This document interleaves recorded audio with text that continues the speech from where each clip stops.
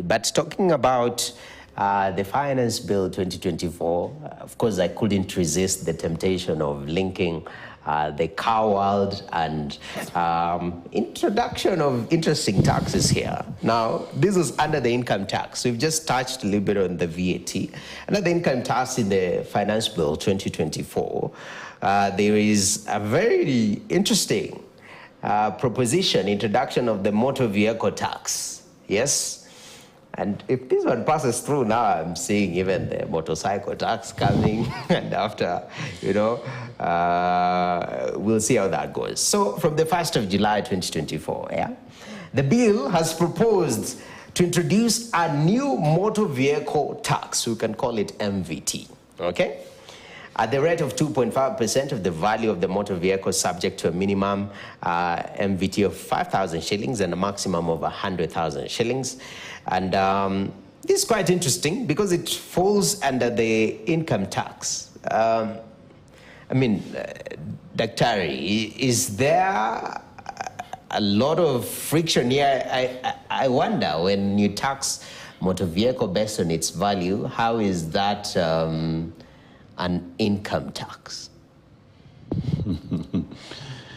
I don't want to go into what we have heard about other comments, but motor vehicle income, not really as such, because when we tax motor vehicle, what do people use motor vehicles for? Just to be able to reach one place to another, do their whatever functions that they have for the day. So unless maybe what is inside the motor vehicle could be the one which is bringing income, but not really. So I think that's that.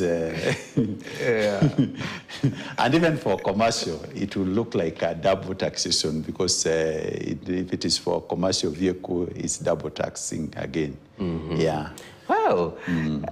Ken, I mean, is this that idea of maybe, because motor vehicles are seen as sort of luxury if it is in a personal capacity, but they are personal assets unless you're utilizing them for commercial purposes.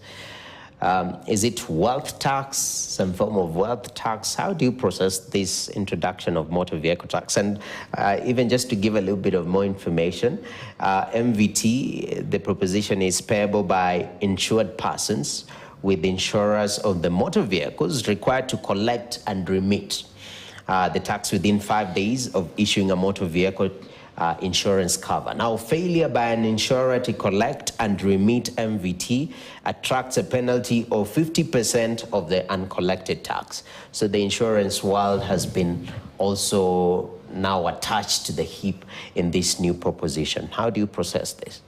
No, this is a poorly thought through proposal. Not only is it untenable, but it's also dangerous in the sense that it's been now tied to insurance coverage. So there will be a level of people, a class of people, who will actually delay their renewal of their car insurance because they are unable to pay the motor vehicle tax. So you'll end up creating a whole population of people who are driving around with insurances that have already expired, and ordinarily they would have renewed, but just they didn't have the budget to be able to add the motor vehicle tax. What does that mean? When you have a lot of people driving around with uninsured vehicles, that's a major, it's very dangerous from an accident perspective. It reduces coverage of people in terms of the likelihood of an accident happening.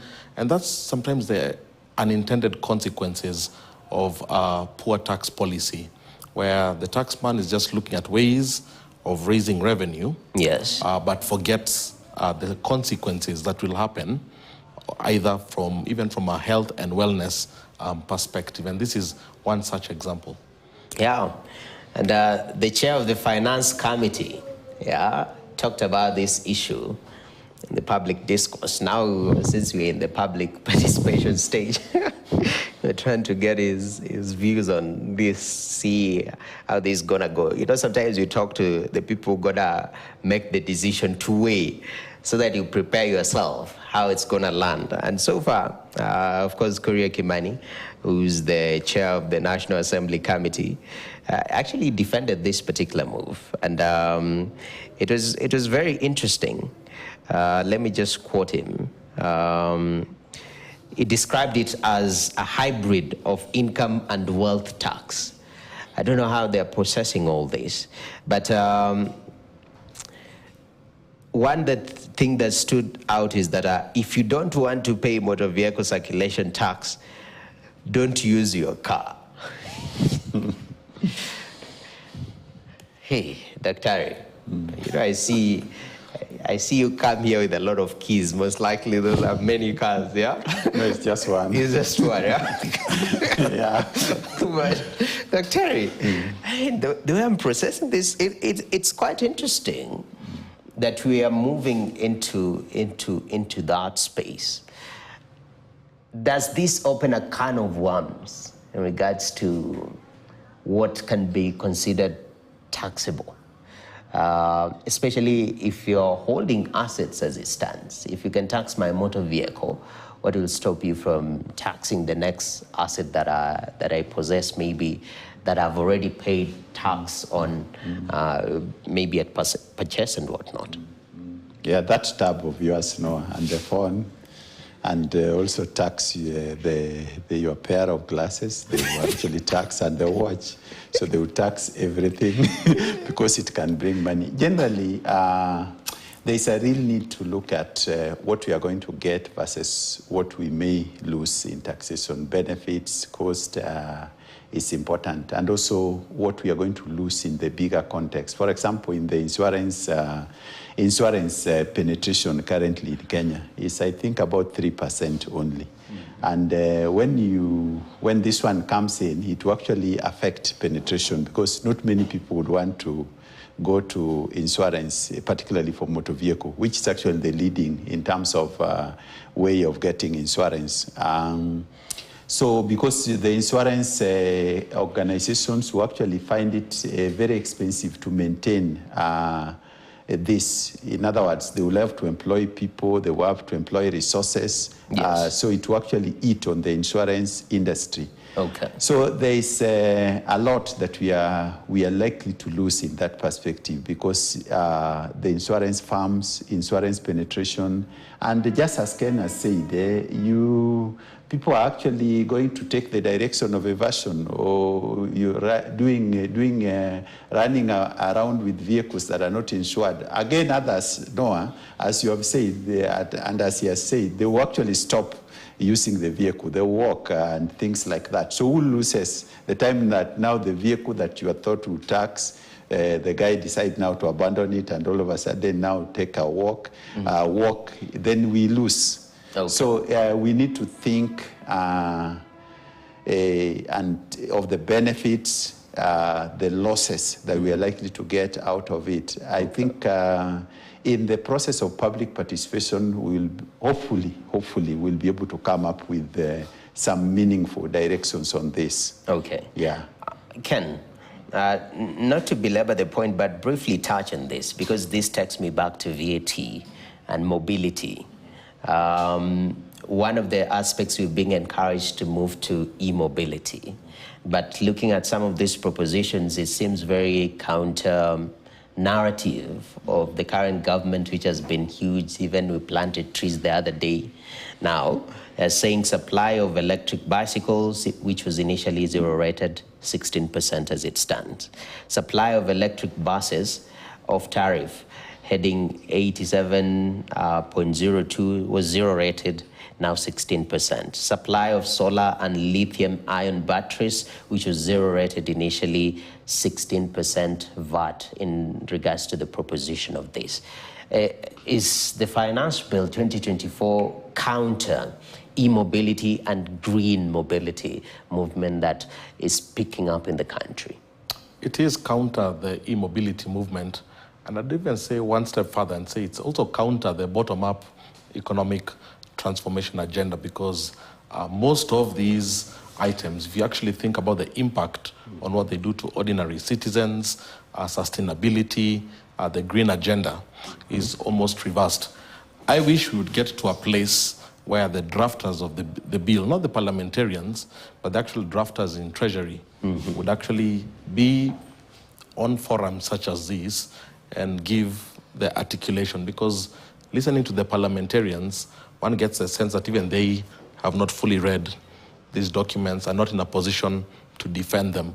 So I would really hope, if not this year or next year, to also have the Treasury economists who draft these things to be able to put the agenda, because from where I see it, when you talk about the climate agenda, the green agenda, all those provisions all those proposals almost go against that, which is quite concerning.